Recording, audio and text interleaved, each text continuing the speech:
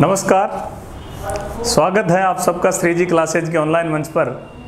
मैं जयपी चौहान हिंदी की इस कड़ी में आपके समक्ष अनेकार्थक शब्द लेके आया हूँ। अनेकार्थक कहूँ या अनेकार्थी कहूँ, बात एक ही है। और इस वीडियो से पहले भी मैं अनेकार्थक शब्दों के 2 वीडियो आपके लिए लेकर आ चुका हूँ और उसके बाद उसी कड़ी को आगे बढ़ाते हुए हम कुछ और अनेकार्थी शब्दों की चर्चा करेंगे, यानी कि उन शब्दों की चर्चा करेंगे जिसके एक ही शब्द के अनेक अर्थ होते हैं, यानी कि उन शब्दों के लिए उस शब्द का प्रयोग कर लिया जाता है जो उसके अर्थ होते हैं। तो अनेकार्थी में हम अब तक पढ़ चुके हैं कुछ शब्द और उसी श्रृंखला में आगे पढ़ते हैं, देखते हैं कि कौन कौन से शब्द हमारे लिए उपयोगी है और कौन कौन से शब्द हमें याद रखने आवश्यक हैं। तो जुड़ जाइए आप लोग मेरे साथ, तैयार हो जाइए नई नई चीज़ें सीखने के लिए। और इसी श्रृंखला में हम हमारा जो आज का शब्द है पहला, वो ले रहा हूँ मैं महावीर। कौन सा शब्द है? महावीर। महावीर के क्या क्या अर्थ होते हैं मित्रों, देखना, साथ के साथ लेते हुए चलेंगे इनके अर्थ। आज महावीर के अर्थ क्या क्या हैं, किस किस को महावीर कहते हैं। महावीर भगवान महावीर स्वामी खुद महावीर हैं। महावीर शब्द का अर्थ होता है, महा का मतलब महान, वीर का मतलब ताकतवर, शक्तिशाली। जो महान शक्तिशाली है, जो बड़ा ताकतवर है, वो भी महावीर है। एक महावीर बोलते हैं हनुमान जी को। किसको बोलते हैं? बजरंगबली को महावीर बोलते हैं। और किसको बोलते हैं? और बोलते हैं भगवान आदिनाथ को बोलते हैं महावीर। आदिनाथ, क्षमा चाहता हूँ, भगवान आदिनाथ को नहीं, वर्धमान महावीर, भगवान वर्धमान को बोलते हैं। जैन धर्म के 24वें तीर्थंकर हैं, वो महावीर कहलाते हैं। तो कौन कौन महावीर हो गए? एक तो हनुमान जी, एक तो कौन हो गए? हनुमान जी। दूसरे महावीर कौन हुए? वो महावीर स्वामी, महावीर स्वामी, यानी कि जैन धर्म के 24वें तीर्थंकर जो है। एक बहुत अधिक जो शक्तिशाली होता है, बहुत शक्तिशाली, वो भी महावीर कहलाता है। जो बलशाली होता है, जो शक्तिशाली होता है, वो क्या कहलाता है? महावीर कहलाता है। महावीर के बाद अगला शब्द आपका है मधु। पहले चलो मैं शब्दों को ही लिख देता हूँ, आपकी भी नज़र इन पे पड़ती रहेगी। और मधु के बाद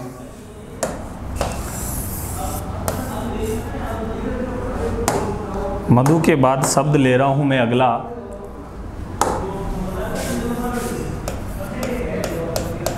लगन। और लगन के बाद है शब्द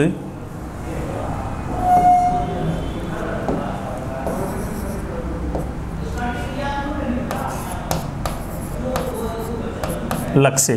क्या क्या है? महावीर हैं, लगन है, मधु है, लक्ष्य हैं। और लक्ष्य के बाद एक और शब्द मैं ले लूँ यहाँ, तो वो हो जाएगा वर। ज़रा देखिए मधु के क्या क्या अर्थ होते हैं। तो सबसे पहले तो मधु का अर्थ आप शहद से लेते हो। किससे? शहद को मधु कहते हैं। और किसको मधु कहते हैं? तो आपको पता होगा, शराब को भी मधु कहते हैं। इसलिए शराब जहाँ मिलती है उस जगह को मधुशाला कहते हैं। और मधुशाला नाम से प्रसिद्ध कवि हरिवंश राय बच्चन जी की एक बहुत अच्छी कविता संग्रह है, मधुशाला उनकी पुस्तक है एक, जिसमें वो शराब के ही बारे में शायद चर्चा करते होंगे। तो शहद हो गया, शराब है। पराग को मधु बोलते हैं। पराग क्या होते हैं? जो पुष्प होते हैं, फूल होते हैं, उन फूलों के अंदर जो कण निकलते हैं, उन्हीं से शहद बनता है। उन्हीं पे इकट्ठे वो जो अपने मधुमक्खियाँ होती है, वो उन्हीं से पराग कणों से ही शहद इकट्ठा करती हैं। तो पराग जो होते हैं वो भी मधु है। और मधु क्या है? मीठे को मधु बोलते हैं, ये तो सर्वविदित बात है। मीठा भी मधु है। और आपको जानकर आश्चर्य होगा, एक राक्षस का नाम भी मधु था। इसलिए भगवान कृष्ण ने मधु को मारा, इसलिए वो कहलाते हैं क्या? मधुसूदन।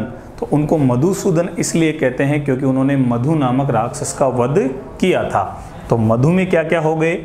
शहद है, शराब है, पराग है, मीठा है, और एक राक्षस का नाम। ये आपके मधु के हो गए। अगला शब्द है आपका लगन, और लगन के क्या क्या अर्थ हैं जरा देखना आप। लगन, सबसे पहले तो लग्न, लगन लग जाती हैं, धुन लग जाती हैं, किसको बोलते हैं? धुन को बोलते हैं, लो को बोलते हैं। लो लग जाना, धुन लग जाना, ये लगन लग गई। और क्या होता है? एक मुहूर्त, किस लगन में आपने ये काम किया, मुहूर्त को लगन बोलते हैं। किसको? मुहूर्त को, शुभ मुहूर्त, शुभ लगन। और क्या होता है? लगन, ध्येय, ध्येय। और किसको कहते हैं? लक्ष्य को भी ध्येय कहते हैं। और देखिए अगला ही शब्द है अपना लक्ष्य। कौन सा? लक्ष्य। जरा देखो लक्ष्य का क्या क्या अर्थ होता है। लक्ष्य किसको कहते हैं? जिस निशाने को आपने साध रखा है, जो आपका गोल है, जो आपका एम है, आप कहाँ तक जाना चाहते हो, आपने क्या लक्ष्य बनाया हुआ है। नौकरी लगना अभी आपका लक्ष्य है, तो आपका ध्येय, लक्ष्य क्या हो जाएगा? ध्येय। पहले ही शब्द आ चुका है इसके लिए, ध्येय। आपका निशाना, आपने कहाँ निशाना साधा है? अरे आपका निशाना भी आपका लक्ष्य होता है। जहाँ आपका निशाना होता है वही आपका लक्ष्य है। लक्ष्य अर्जुन भेदता है, लक्ष्य तो अर्जुन का निशाना ही था वो। लक्ष्य आपका ध्येय है, उद्देश्य है, निशाना है। मंतव्य आपका हो गया, आप क्या करना चाहते हो, आपका मंतव्य, आपका उद्देश्य, आपका लक्ष्य है, आप क्या बनना चाहते हो, आप क्या करना चाहते हो। और एक ध्येय है, निशाना है, उद्देश्य है, मंतव्य है। 4 हो गए। ये तो एक्स्ट्रा में डंडा आ गया इधर। चलो देखो, ये आपका लक्ष्य। अगला शब्द है आपका कौन सा? वर। और वर का अर्थ क्या क्या होता है ये तो आपसे अच्छा और कौन जानेगा। वर का मतलब श्रेष्ठ होता है, वर का मतलब वरदान होता है, वर का मतलब दूल्हा होता है। वर वधू को आशीर्वाद दीजिए, तो उसमें वर का अर्थ दूल्हे से होता है। यानी कि जिस युवक का विवाह हो रहा हो उसको भी वर कहते हैं। वर आशीर्वाद को कहते हैं कि वर दीजिए, वर मांगिए। देवता प्रकट होते हैं कि हे भक्त मैं आप पर प्रसन्न हुआ, अब वर मांगिए। तो वर का मतलब वरदान मांगिए। और तो क्या क्या अर्थ हो जाएगा? वर का अर्थ आशीर्वाद है। सबसे पहले तो ध्यान रखना, आशीर्वाद को शुद्ध लिखना। आशीर्वाद इस प्रकार से आएगा। इसके अलावा वर का अर्थ और क्या था? वरदान है। और वर क्या है? श्रेष्ठ है। वर क्या है? श्रेष्ठ है। और वर क्या है? दूल्हा है। वर किसको कहते हैं? और दूल्हे को कहते हैं। दूल्हे का सेहरा सुहाना लगता है आपको। दूल्हा, सॉरी छोटे ऊ की मात्रा आएगी इस पे, दुल्हा तो नहीं, दूल्हे पे बड़े ऊ की ही आनी चाहिए।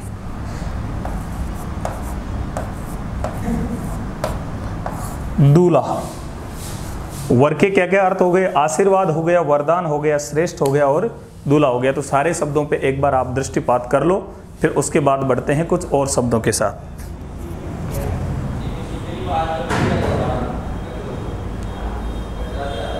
चलो आगे शब्द में लिख रहा हूं आपके समक्ष। वर्ण, वर्ष, विग्रह,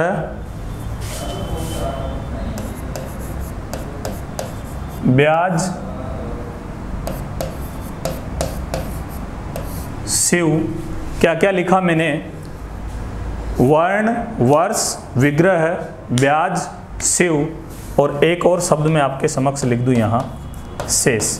6 शब्द फिर मैंने उत्कीर्ण किए हैं और 6 के 6 शब्दों के देखते हैं अनेकार्थी। क्या क्या अनेकार्थी किस किस का होता है? तो गौर कीजिएगा, वर्ण किस किस को कहते हैं? आपने ध्वनियाँ सुने होंगे कि कुछ वर्णों के बारे में, और वर्णों से ही बनती है वर्णमाला। ध्वनियों को वर्ण कहते हैं।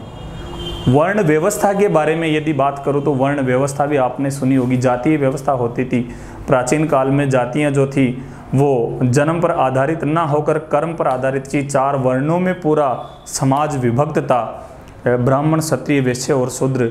तो वर्ण व्यवस्था एक तो वो वर्ण हो गया। एक वर्ण बोलते हैं रंग को, कोई थोड़ा सांवला होता है तो उसको बोलते हैं श्याम वर्ण, और कोई गोरा होता है ज़्यादा ही तो उसको बोलते हैं क्या, गौर वर्ण। तो वर्ण एक तो आपका रंग हो गया, एक आपकी व्याकरण जो ध्वनियाँ हैं वो ध्वनियाँ आपकी हो गई, एक जाति व्यवस्था हो गई और एक रंग हो गया। तो क्या क्या होता है वर्ण, एक तो जातीय व्यवस्था, जातीय व्यवस्था। आशा करता हूँ कि ये रंग जो मैं लिख रहा हूँ ये आपको दिखाई दे रहा होगा यहाँ। और एक वर्ण क्या होता है, रंग को बोलते हैं, और एक वर्ण मैंने क्या बताया आपको, ध्वनियाँ, और इसी से फिर वर्णमाला बन जाती है। वर्ष क्या क्या होता है आपका, वर्ष तो आप जानते हो, एक तो संवत, एक साल, एक ही बात है, दोनों की अलग अलग लिख रहा हूँ खाली। संवत को बोलते हैं वर्ष, साल को बोलते हैं कितने साल का हुआ, कितने वर्ष का हुआ, एक ही बात है, या मैं साल का पूछूं या वर्ष का। और वर्ष का अर्थ होता है दृष्टि, और क्या अर्थ होता है, दृष्टि। तो तीनों के तीनों वर्ष के हो गए, क्या क्या, संवत हैं, साल हैं और दृष्टि है, ये वर्ष के हो गए। अगला शब्द है कौन सा आपका, विग्रह। विग्रह के क्या क्या अर्थ है ज़रा देखना आप। विग्रह का अर्थ है शरीर को विग्रह बोलते हैं, किसको, शरीर को।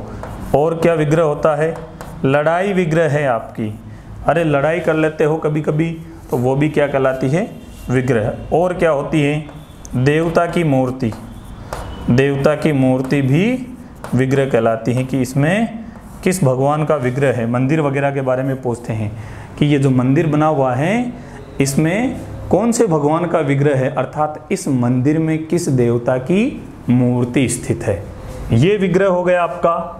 अगला शब्द है आपका ब्याज। खूब जोड़ जोड़ के लेते हो आप, क्या ब्याज लेते हो, तो सबसे पहले तो इसके लिए क्या अर्थ हो जाएगा, सूद हो जाएगा। ब्याज को ही क्या बोलते हैं, सूद भी बोलते हैं। और क्या हो जाएगा, छल हो जाएगा। ब्याज किसको बोलते हैं, छल को बोलते हैं। वैसे छल कपट को ब्याज बोलते हैं, लेकिन ब्याज भी उसी के लिए अनेकार्थी में हम ले लेते हैं। छल के लिए वैसे तो उपयुक्त शब्द ब्याज होता है, ब्याज, ये जो ब है इसकी जगह वह होता है, क्या होता है, ब्याज। लेकिन अनेकार्थी में इस ब्याज का अर्थ छल से भी ले लेते हैं। तो छल हो गया, सूद हो गया, और ब्याज होता है बहाना। क्या होता है, बहाना। बनाते हो आप लोग, बहुत माहिर हो बहाना बनाने में। तो चलो ब्याज। शिव, अरे वाह, शिव का अर्थ, शिव का अर्थ होता है भला, मंगल, अच्छा, शुभ, ये सारे के सारे शिव के अर्थ होते हैं। और शिव का अर्थ होता है शंकर, ये तो आप सभी जानते हो। शिव भोलेनाथ, शंकर भगवान भी शिव है, और वही शिव है, मंगल है, भला है और शंकर है, बस यही। शुभ भी है, अच्छा है, शुभ, कल्याण, आपका कल्याण हो, ये लो शिव। शेष, बचा हुआ। शेष शब्द का अर्थ तो आप भली भांति जानते हो, क्या क्या अर्थ होता है शेष का। एक तो शेष नाग हो गया, शेष अंत को बोलते हैं, शेष बचे हुए को बोलते हैं। तो शेष के क्या क्या अर्थ हो जाएंगे जरा बताओ। बचा हुआ, बचा हुआ, शेष कितना बचा हुआ है, कितना शेष है। और शेष हो जाएगा अंत, और शेष क्या हो जाएगा, नाग विशेष। एक नाग है जो शेष नाग कहलाते हैं, एक नाग विशेष शेष नाग हैं। बचा हुआ शेष है, अंत को शेष कहते हैं, सीमा को शेष कहते हैं। और क्या होता है, सीमा, परिधि, सीमा, ये शेष हो गए। तो सारे शब्द फिर आपके सामने हैं, एक बार फिर देख लीजिए, आप ले लीजिए स्क्रीनशॉट, और फिर आगे बढ़ते हैं हम कुछ और शब्दों के साथ। चलो चलें। उम्मीद करता हूं कि आपको ये बातें सरलता से समझ में आ रही होंगी। कोई भी भारी बातें नहीं है, कोई बड़ी बात नहीं है, सारी की सारी बहुत आसान सी बातें हैं, लेकिन ये आपको याद रखनी है। सबसे आवश्यक बात तो यही है, मेरा पढ़ाना, मेरा बताना तब ही सार्थक है जब आप लोग इन चीज़ों को याद कर लोगे, इनको याद रख लोगे, तो ही मेरा पढ़ाना सार्थक है, नहीं तो फिर कोई मतलब नहीं निकलता। चलो आगे बढ़ते हैं, कुछ और शब्द देखते हैं। श्री, अगला शब्द है अपना श्री। इसके बाद पृष्ठ, श्री हैं, पृष्ठ हैं, वंशी हैं, वंशी या बंसी, या तो वंशी या बंसी। और क्या है, सर हैं,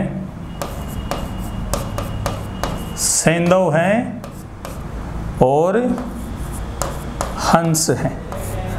चलो 6 शब्द फिर आपके सामने लिखे हुए हैं और देखते हैं जरा इनका अर्थ क्या क्या है। चलो शुरुआत करते हैं शुरुआत। श्री, किस किस को श्री कहते हैं? अरे श्री के तो बहुत अच्छे अच्छे अर्थ हैं। श्री का अर्थ होती है शोभा। श्री का अर्थ क्या होती है? शोभा होती है। श्री किसको बोलते हैं? लक्ष्मी को श्री बोलते हैं। श्री शोभा है, श्री लक्ष्मी है, श्री संपत्ति है, श्री कुमकुम है, श्री वाणी है। क्या क्या है? कुमकुम और वाणी है। और क्या है? संपत्ति है। ये श्री हो गए सारे। क्या क्या? शोभा है, लक्ष्मी है, वाणी है और संपत्ति है। अगला शब्द कौन सा है? पृष्ठ का अर्थ क्या होता है? पृष्ठ का अर्थ होता है पन्ना। पृष्ठ पलटिए, पन्ना जो होता है किताब के पृष्ठ, पन्ने। और पीठ को पृष्ठ कहते हैं, पीठ। और क्या होता है? पीछे का भाग। आपके पीछे का भाग जो है, ये पीछे का भाग, ये भी क्या कहलाता है? पृष्ठ भाग कहलाता है, पीछे का भाग। तो क्या क्या हो गए? पृष्ठ का अर्थ पन्ना है, पेज जो पलटते हैं किताब के वो पृष्ठ हैं। कितने नंबर के पृष्ठ पर कोई चीज़ मिलेगी तो वो उसके बारे में जब पूछते हैं तो कुछ इस प्रकार से पीठ हैं। बंसी क्या क्या होती है जरा देखो आप। बंसी बहुत अच्छा शब्द है। बंसी में सर्वप्रथम तो आपका जाना पहचाना शब्द लिख रहा हूं मैं, बांसुरी। सब जानते हो आप बंसी का अर्थ क्या होता है? बांसुरी होती है। बांसुरी के अलावा बंसी बोलते हैं मछली पकड़ने का कांटा। मछली पकड़ने का कांटा, पकड़ने का कांटा भी बंसी कहलाता है। ये बंसी को कहते हैं। और बंसी कहते हैं भगवान राम या भगवान कृष्ण के पद चिन्ह, अर्थात राम कृष्ण के पद चिन्ह, उनके पैरों के जो चिन्ह हैं, वो निशान हैं, उनको भी क्या कहते हैं? बंसी कहते हैं। तो बंसी में क्या क्या हो गया? बांसुरी है, मछली पकड़ने का कांटा है, राम कृष्ण के पद चिन्ह बंसी है। देख लीजिए आप लोग एक बार। और अगले शब्द की ओर में बढ़ूं, सर। तो सर का मतलब सर सर सर सर को सर तो कहते ही हैं, लेकिन सबसे पहले सर का अर्थ लेते हैं तालाब से, इसलिए सर से सरोवर वही कहलाता है। सर से सरोरूह बन जाता है, कमल का पर्यायवाची। तो सर का अर्थ सबसे पहले किससे लेंगे? तालाब से। सर किसको कहेंगे? और किसको कह देते हैं? सिर को कह देते हैं। हालांकि वो सिर होता है, लेकिन आजकल तो सर दर्द हो जाता है और सर दर्द की टेबलेट भी मिल जाती हैं, हालांकि वो सिर होता है। और किसको बोलते हैं? सर पराजित को बोलते हैं। किसको? पराजित को। हारे हुए को सर बोलते हैं। सेंधव क्या क्या है? तो सेंधव सबसे पहले तो नमक है। सेंधा नमक आपने सुना होगा। सेंधा नमक सिंधु जो नदी है उससे प्राप्त होता है, इसलिए सेंधा नमक कहलाता है। सेंधव घोड़े को कहते हैं। घोड़ा जिसके अवशेष सिंधु घाटी सभ्यता में मिलने के कारण सेंधव कहलाता है घोड़ा। और सिंधु से संबंधित, यानी कि सिंधु नदी से संबंधित जो भी चीज़ें हैं वो सेंधव हो जाएगी। सिंधु से संबंधित आशा करता हूँ ये बात भी आप लोगों के समझ में आई होगी। सेंधव का अर्थ क्या क्या? नमक, घोड़ा और सिंधु नदी से संबंधित, ये सेंधव हो गया। अगला है आपका हंस। हंस किस किस को कहते हैं? तो तो सर्वप्रथम तो आप लोग याद रखना, पक्षी को तो आप जानते ही हो, आत्मा को हंस कहते हैं। किसको? आत्मा को।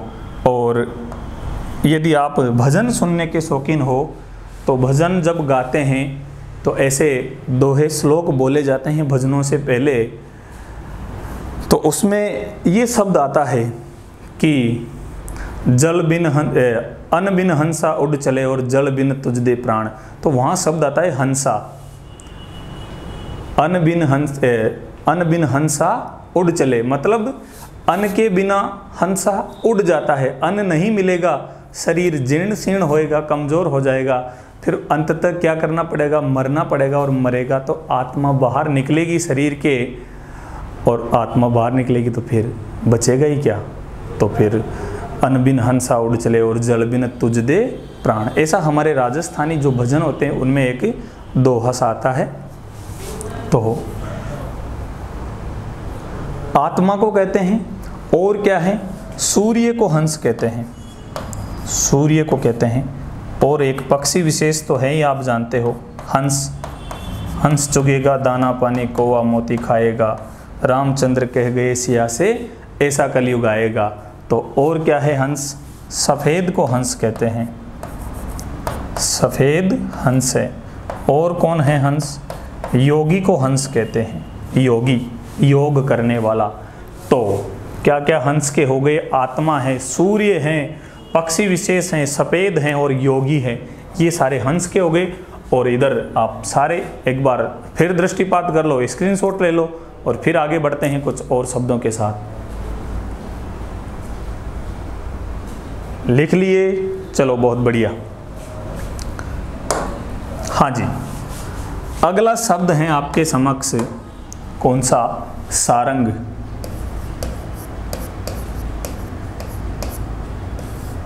और सारंग को लिख के मैं सारंग को ही बताऊंगा सबसे पहले, और कुछ भी नहीं बताऊंगा। क्यों? क्योंकि कारण यह है कि आप बस देखते जाओ और आनंद लेते जाओ शब्दों का, सीखते जाओ कि सारंग के क्या क्या अर्थ हैं। जरा देखो, सारंग के अर्थ क्या क्या है, गौर से देखना। शब्द है सारंग, आपका बिल्कुल जाना पहचाना शब्द है। सारंग बोलते हैं हरिण को। किसको बोलते हैं?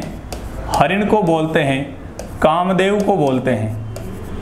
किसको? हरिण को, कामदेव को। और सारंग बोलते हैं भौरा, वो जो कलियों पर बैठता है, मंडराता है, भौरा। मोर को बोलते हैं सारंग, सर्प को बोलते हैं यानी कि सांप को सारंग कहते हैं। और कौन है? कोयल को सारंग कहते हैं, कोयल भी सारंग है। कपूर हैं, कपूर हैं। कमल सारंग है,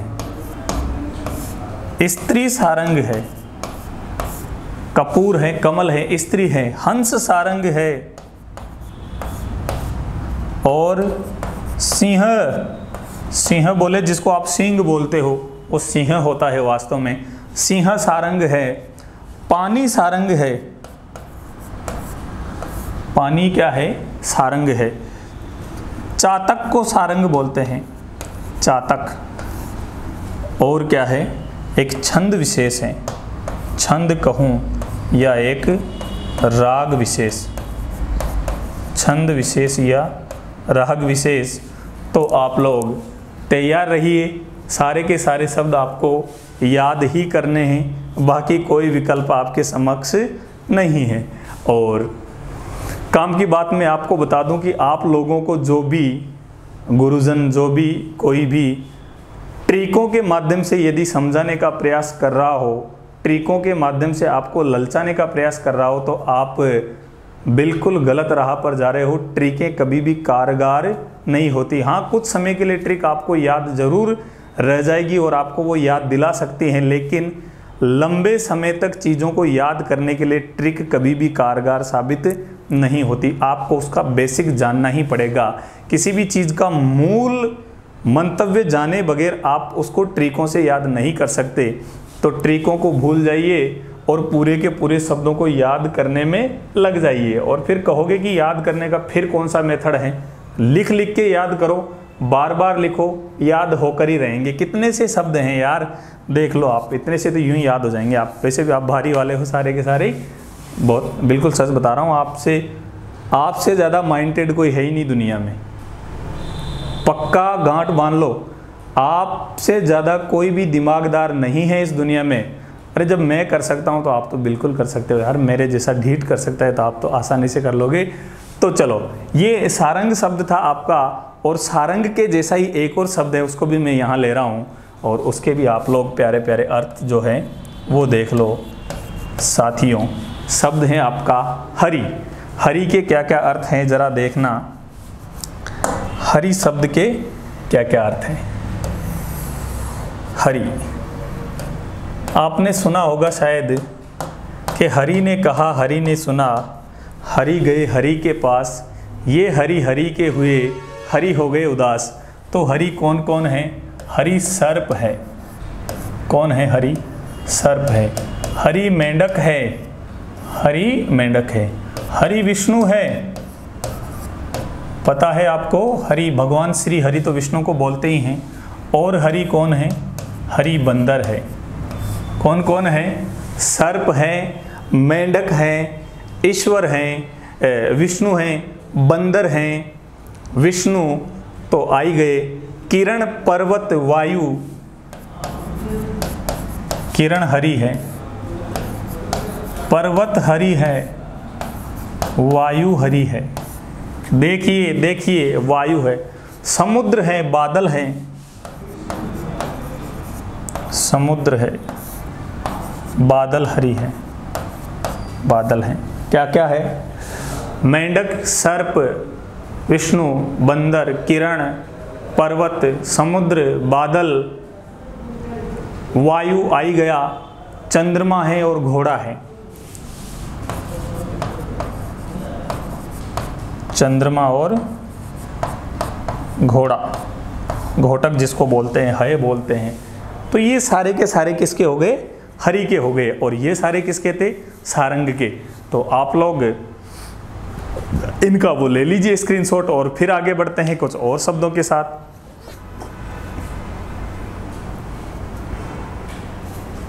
चलो, ले लिया, चले आगे। बहुत बढ़िया।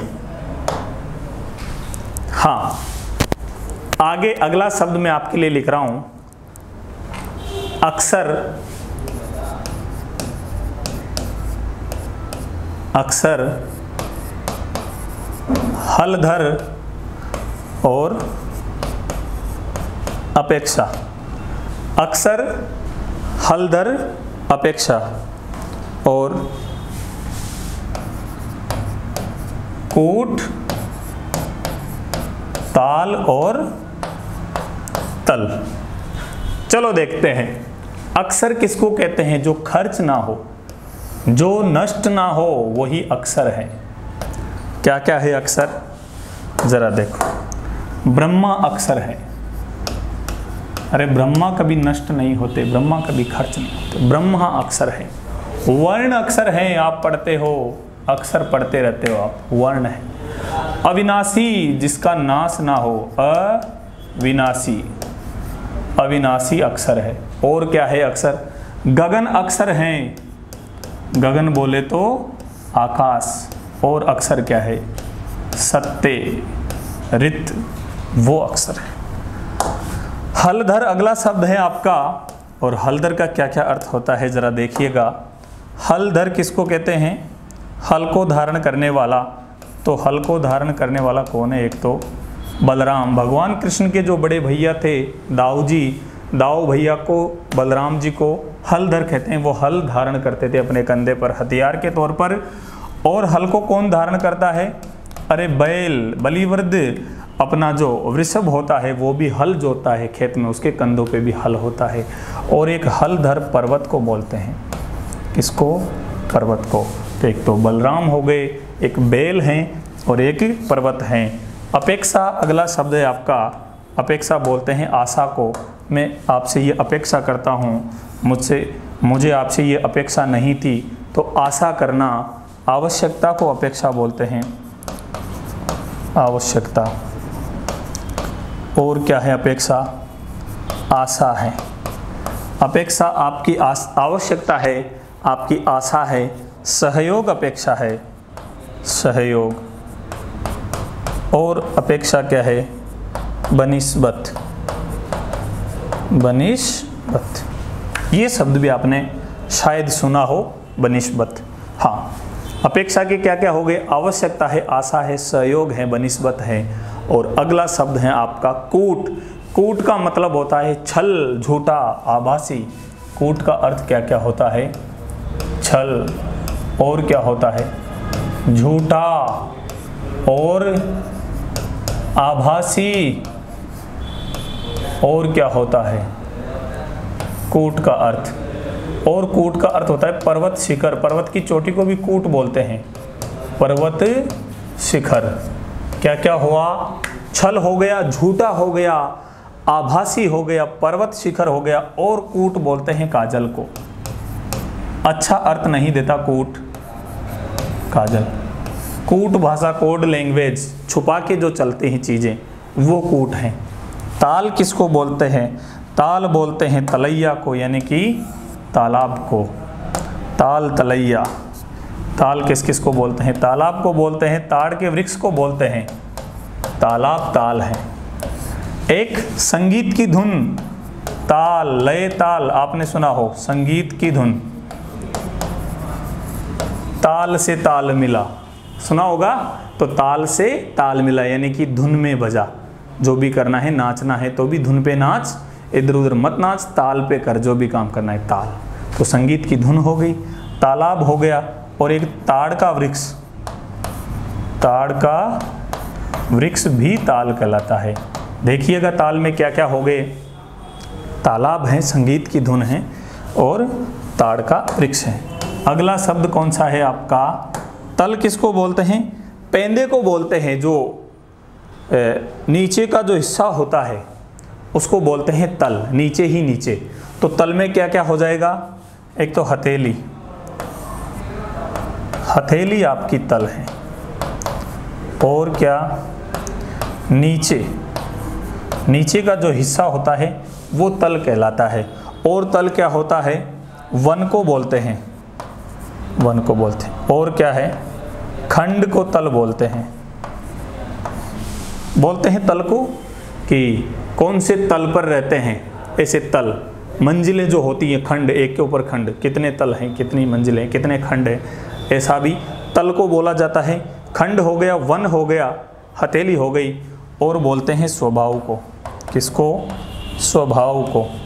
तो देखिएगा क्या क्या अर्थ हो गए तल के? हथेली, नीचे, वन, खंड और स्वभाव। ये तल के अर्थ हो गए। और इसी के साथ आप लोग सारे शब्दों को एक बार फिर देख लीजिए और फिर बढ़ते हैं कुछ और नए शब्दों के साथ। तो देख लिया, बहुत बढ़िया। अगला शब्द आपके समक्ष है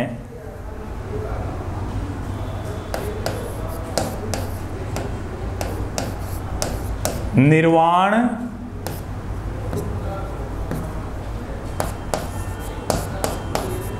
मित्र, दक्षिण। निर्वाण, मित्र और दक्षिण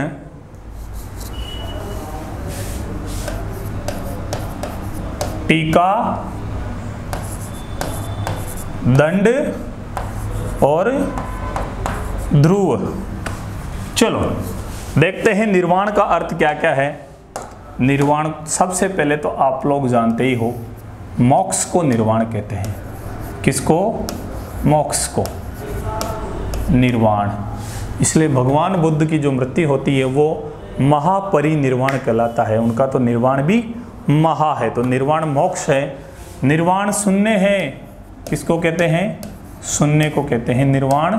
विश्राम अवस्था को कहते हैं, विश्राम को निर्वाण कहते हैं। चलो ये निर्वाण के अर्थ हो गए। मित्र तो आप जानते हो, आपसे अच्छा कौन जानेगा। मित्र का अर्थ होता है सखा। कौन होता है? सहयोगी, सहयोगी। और मित्र क्या होता है? प्रिय होता है मित्र। और जब मित्र ही कभी कभी शत्रु बन जाता है तो फिर वो अप्रिय भी हो जाता है, ऐसा भी अक्सर होता है। तो मित्र सखा है, सहयोगी है, प्रिय है।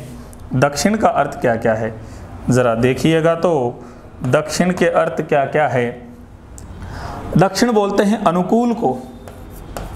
अरे एक दिशा का नाम है, ये तो आप अच्छी तरह जानते हो, लेकिन उन शब्दों को जानने की कोशिश करो जिनको आप अब तक नहीं जानते।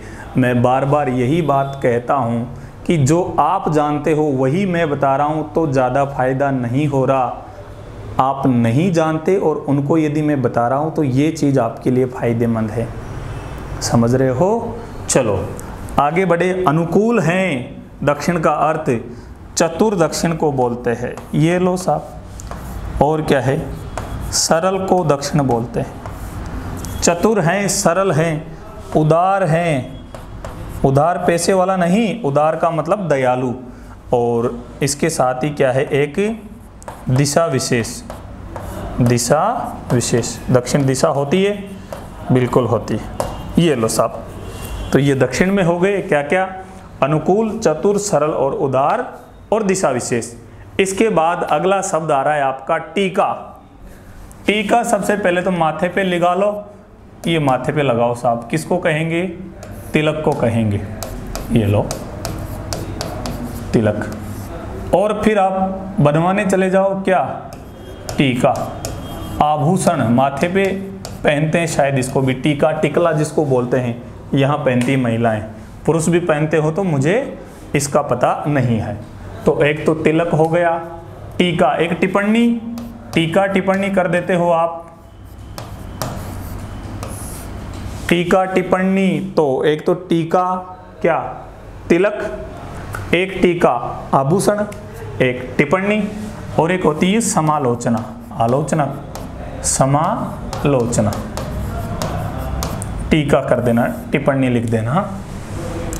दंड क्या क्या होता है?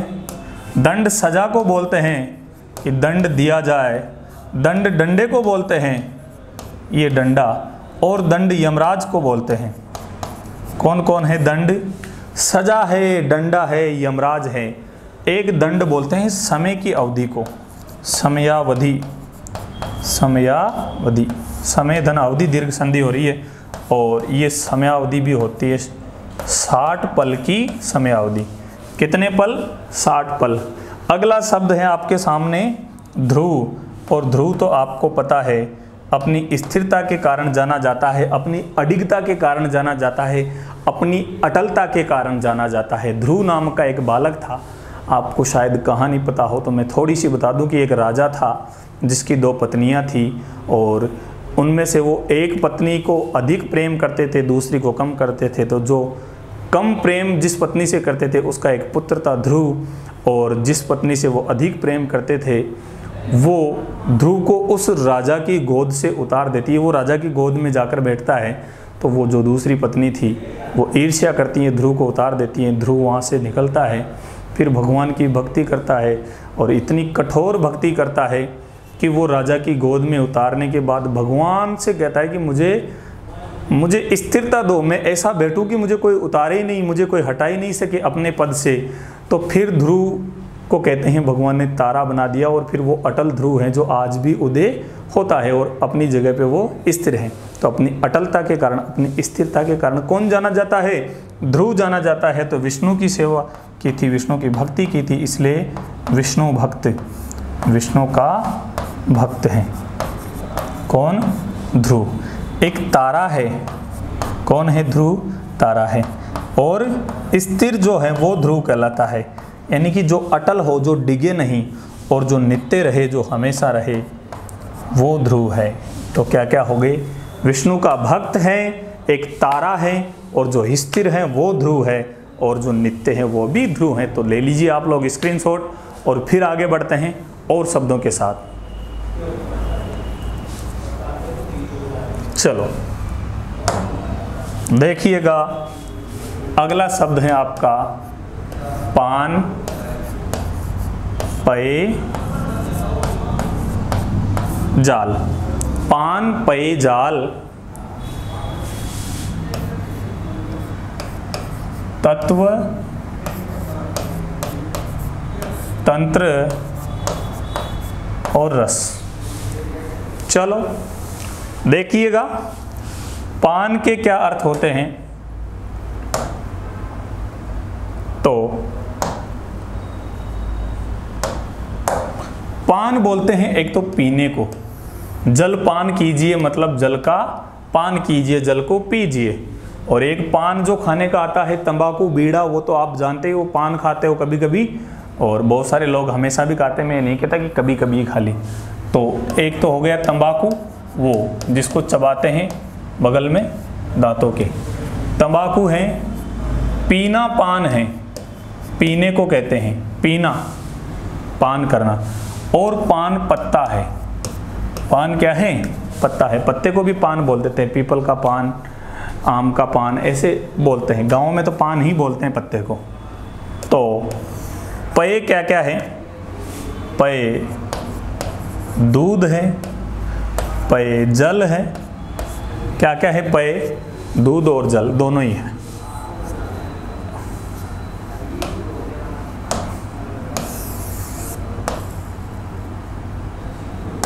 ये लो, पेय हो गए दूध और जल।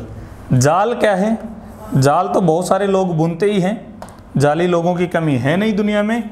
तो जाल क्या क्या हो जाता है, एक तो जाला, वो जो मकड़ियाँ बनाती हैं, जाला, धागों का जाल बना के कपड़े बनाए जाते हैं, जाल ही जाल है पूरी दुनिया में। अरे पूरी दुनिया ही माया जाल है, ये तो सुना ही होगा आपने। कुछ भी नहीं है जी, क्या है, माया जाल है। तो माया को जाल बोलते हैं, माया भ्रमित करती हैं जो लोगों को। जाल जाला है, माया है, और क्या है, जाल छल है। जाल बिछाकर लोगों को मारते हैं लोग बाग, लोगों से बदला लेते हैं, धोखा देते हैं, जाली होते हैं। अगला शब्द है आपका तत्व। तत्व का अर्थ होता है सार होता है, सत्य होता है, धर्म होता है। क्या क्या है तत्व,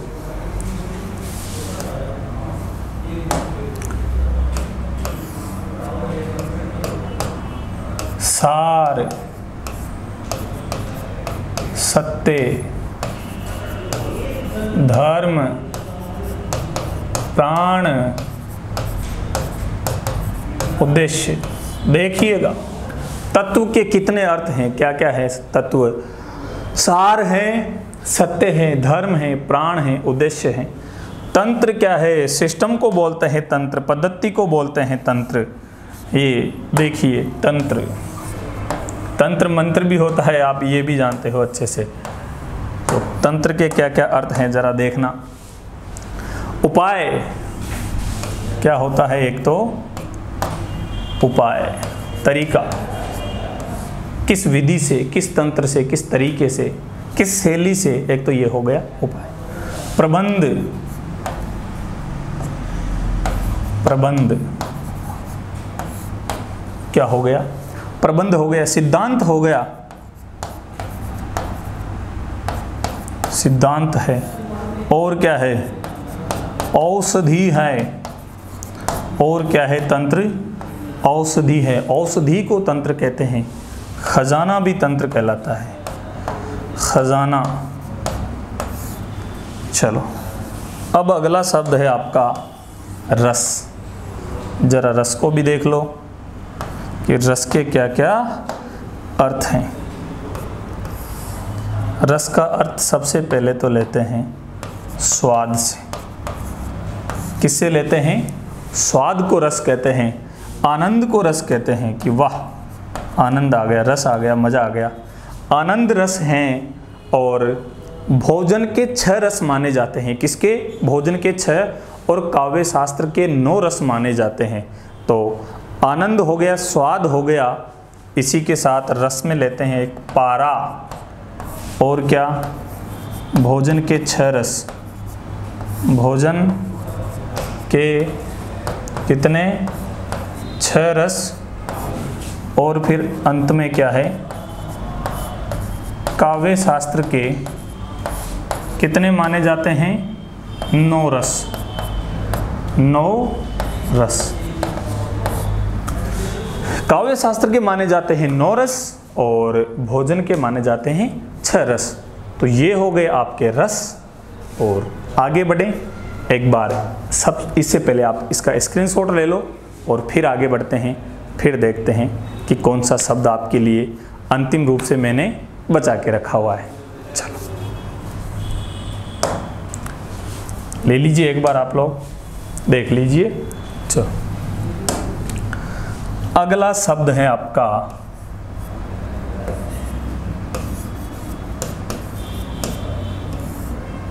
केस। केस के क्या क्या अर्थ हैं जरा देखिए।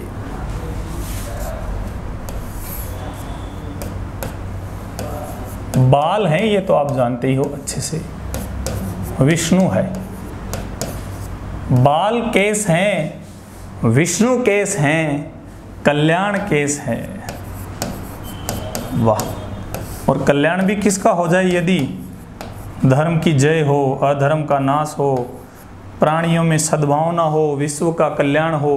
यज्ञ वगैरह हुआ करता था पहले गांव में, तो वहाँ ऐसे मंत्रों के उच्चारण के बाद ये सारे शब्द बोले जाते थे। धर्म की जय हो, अधर्म का नाश हो, विश्व का कल्याण हो, प्राणियों में सद्भावना हो। तो आप लोग देखिए किसके अर्थ? केस के। और इस केस के अर्थ के साथ ही मैं समापन की घोषणा करता हूँ इस प्रकरण के कि तो अब तक आप लोग अनेकार्थक शब्द में लगभग 100 के आसपास शब्दों का अध्ययन जहाँ तक मुझे लगता है कर चुके हो। और 100 के आसपास औसतन में फिर 4 शब्दों को ही लूँ तो भी 400-500 शब्द आपके हो जाते हैं। 400 के ऊपर शब्द आपके कुल हो गए होंगे। तो आशा करता हूँ ये सारे के सारे शब्द आपको याद रहे होंगे। नहीं भी रहे होंगे तो आप वीडियो को बार बार देखिए, इनको याद कीजिए, क्योंकि याद करना ही एकमात्र तरीका है सफल होने का। बाकी सारे जुगाड़ फेल हो जाते हैं। तो अब मैं इजाज़त लेता हूँ आप लोगों से और फिर मुलाकात होती है एक नए प्रकरण के साथ, एक नए अध्याय के साथ, एक नई श्रृंखला लेकर मैं उपस्थित होऊंगा आपके समक्ष।